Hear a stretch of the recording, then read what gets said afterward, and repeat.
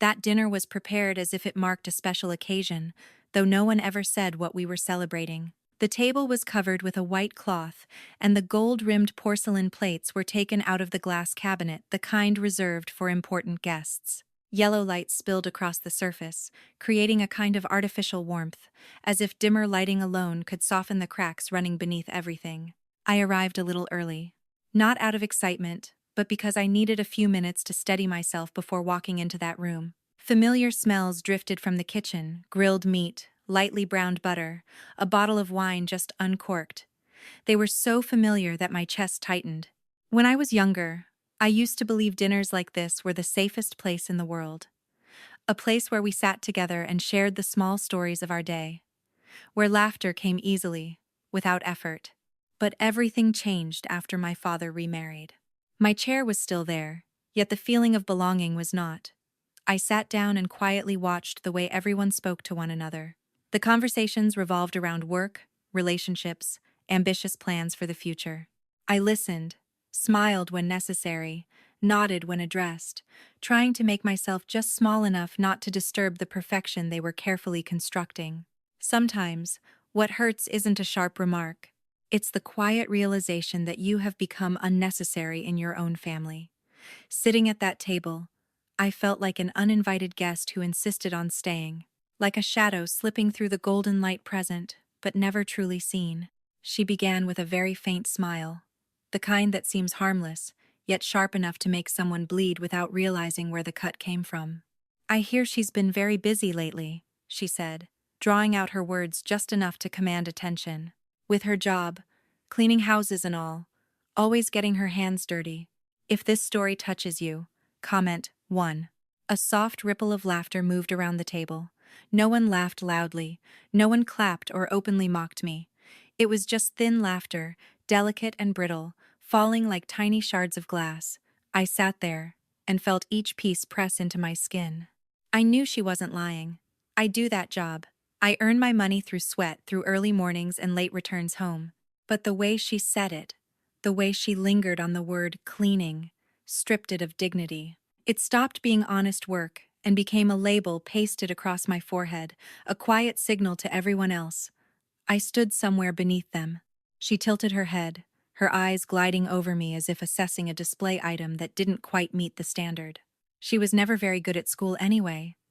But well, as long as she can support herself, that's something. My father said nothing. He simply cut into the meat on his plate, slowly, as though her words were nothing more than background noise. That silence hurt more than anything else. Not because I needed him to defend me. It was just that. I once believed he would at least see me differently. The conversations around the table went on, but I knew I had already become the main topic. They asked me a few polite questions, yet their eyes had changed, no longer curious.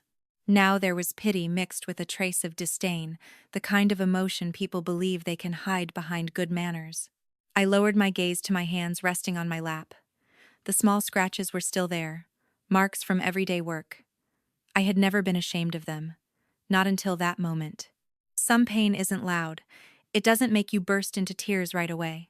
It simply sits down beside you, places a hand over your heart, and squeezes gently just enough to remind you that you are being looked down on, in the very house that once felt safest. The laughter started as a few scattered sounds.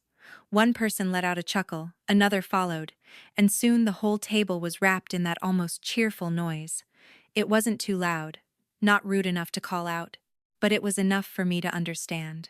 I was the center of the story, just not in the way anyone would hope. "People still do that kind of job these days?" someone said, half joking, half serious. "Well, at least it's stable," another added, laughing again. Each sentence fell lightly, as if they were merely trading bits of small talk. But to me, every word carried weight.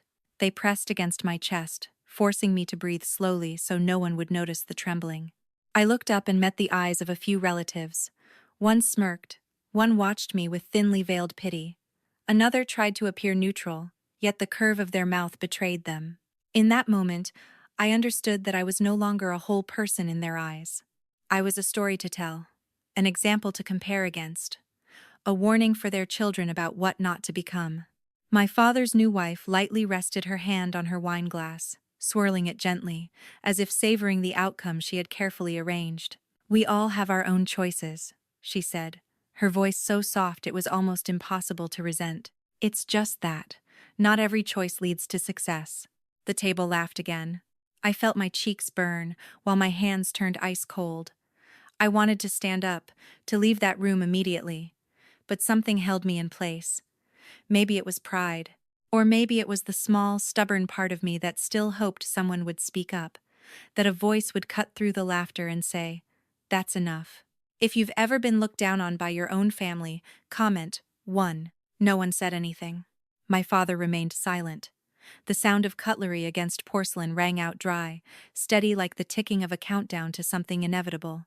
I sat there beneath the yellow light, surrounded by smiling faces, feeling myself grow smaller and smaller, small enough to disappear from that chair without anyone truly noticing.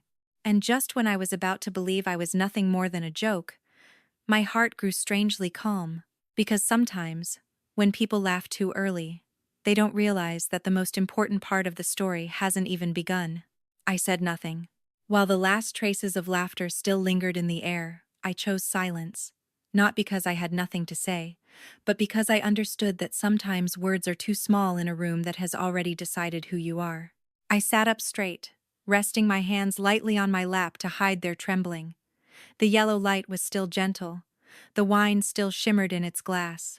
The food still smelled rich and inviting. Everything remained perfect except me. So I began to observe. My cousin sat across from me, taking a sip of water while glancing in my direction, the corner of her mouth lifting ever so slightly.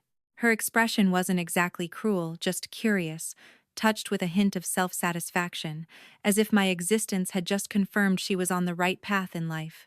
My uncle to the right shook his head faintly, his face caught somewhere between pity and disappointment. And my father's new wife, she no longer looked at me at all. She had already turned to the person beside her, chatting lightly, as if the story about me had served its purpose and could now be set aside. But I lingered on my father. He was still silent. His eyes never met mine. He cut his food into small pieces, slowly and methodically. I wondered whether he heard every word they said, or if he heard them, and simply chose not to react. Perhaps his silence wasn't meant to hurt me, but it did. Silence is not always neutral. Sometimes, it is a choice. I felt my heartbeat begin to slow. Strangely, when the laughter faded, the shame faded with it. What remained was a vast emptiness, as if I were standing outside my own life, watching the girl sitting there small, misplaced, and wondering why she kept trying to belong somewhere that did not wish to keep her. I didn't argue. I didn't defend myself. I let them think whatever they wanted to think. Because in that silence, I was remembering. Remembering every glance, every smirk, every flicker of indifference. Not to seek revenge, but to remind myself that there are moments when you are underestimated the most, and those are the moments when you see everything the clearest. If your chest just tightened, comment 1. There is a limit people think they can endure forever. I used to believe that too. The laughter had faded, but its echo still lingered in the air like smoke that refused to clear.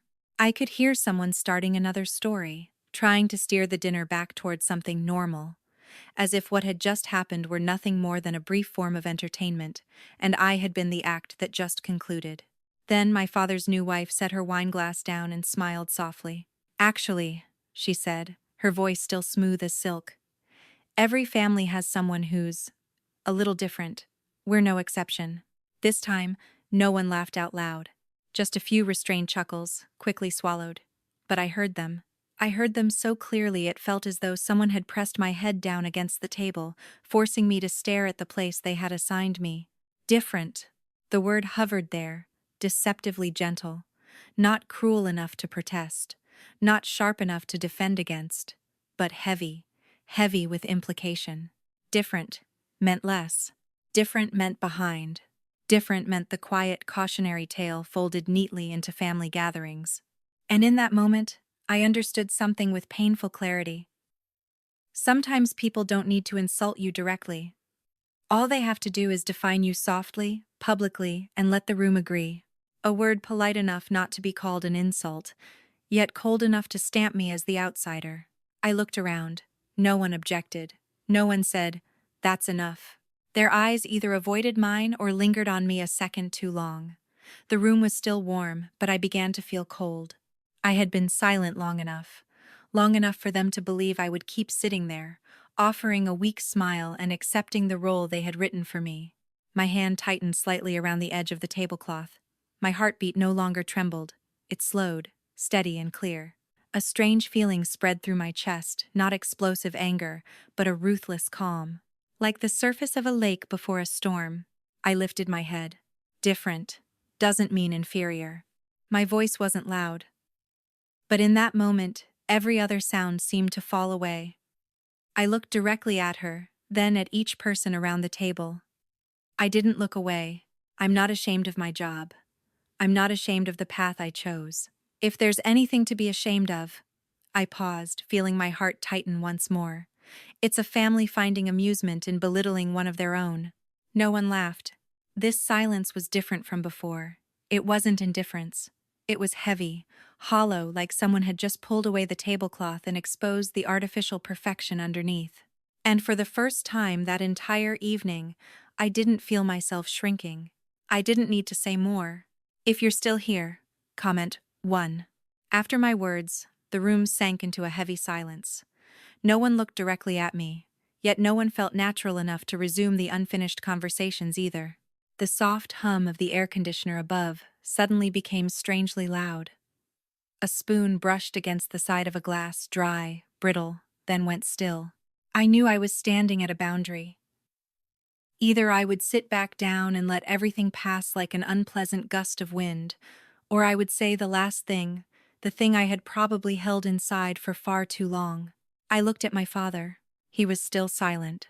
His eyes skimmed past me and settled somewhere over my shoulder, as if there were something there easier to face than his own daughter. I gave a small smile, not a challenging one, just a thin curve, enough to keep my voice steady. "I just hope," I said slowly, "that one day, when people talk about me, it won't be with embarrassment, but with honesty." That was all. No accusations, no raised voice, no tears. But I could see the shift. My father's new wife stopped swirling her wine. Her hand paused midair. The uncle who had laughed earlier now stared down at his plate as if it had suddenly become fascinating. My cousin blinked rapidly. Her smile disappeared completely. This silence no longer carried the scent of mockery. It tasted of discomfort, of recognition, of something that had just touched a place they would rather have left undisturbed. I didn't say another word. There are words that don't need to be sharp to wound. They only need to be true. True enough for the listener to see themselves reflected in them. And in that moment, I understood something quietly profound. I hadn't changed them. I had only changed my position in that room. I was no longer the punchline. No longer the convenient name added to a story for effect. I was simply a person sitting upright, refusing to be narrated the way others preferred. The entire room fell silent. Not the natural silence that follows the end of a story. This was a silence with weight. It settled over the table like a heavy blanket, covering every plate, every wineglass, every pair of eyes now carefully avoiding one another. I could hear my own heartbeat. There was no laughter anymore. No playful remarks disguised as politeness, only the steady hum of the air conditioner above and the faint, almost fragile sound of someone swallowing. My father's new wife shifted slightly in her seat. The wooden chair scraped against the floor, the sharp noise slicing through the tight air. She parted her lips as if to speak, then closed them again. For the first time that entire evening, she could not find a sentence sharp enough to wound and soft enough to preserve her elegance. The light above us still glowed warm and golden. The food still lay untouched on porcelain trimmed in gold. Everything looked exactly as it had before. But something invisible had cracked. I sat there and felt it, not triumph, not satisfaction, just a quiet ache. Because even when you finally speak, even when you stand up for yourself, there is still a loss of illusion, a loss of the version of family you once tried so hard to protect in your mind. And yet, beneath that ache, there was something steadier. For the first time that night, I was not shrinking. I was simply there. I looked around. The faces that had curved with laughter were now stiff and unreadable. The uncle who had been shaking his head earlier was suddenly absorbed in his phone, though the screen was dark. My cousin stared down at her hands, as if she had just discovered an invisible scratch across her skin. My father finally looked up. His eyes met mine. Just for a second. But in that second, I saw something unclear, perhaps regret, perhaps confusion, or maybe only the realization that things had gone too far. No one apologized. No one stood up to hug me. This silence was not a miraculous awakening that changed everything. It was only a pause, a moment in which each person was forced, however briefly, to face themselves. And in that stillness, I no longer felt small. I hadn't won, but I hadn't lost either. I sat upright and took a slow breath. The pain was still there, smoldering like a wound that had just been touched. But this time, it didn't make me fold inward.